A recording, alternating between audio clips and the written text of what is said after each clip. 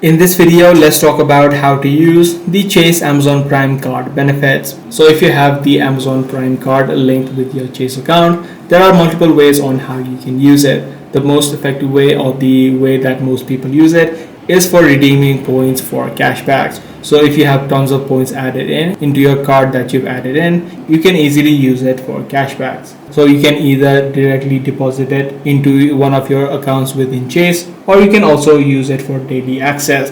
Apart from this and apart from the cashback, you can also use it for shopping within the Amazon platform, such as during the checkout, as well as you can use it for cash benefits.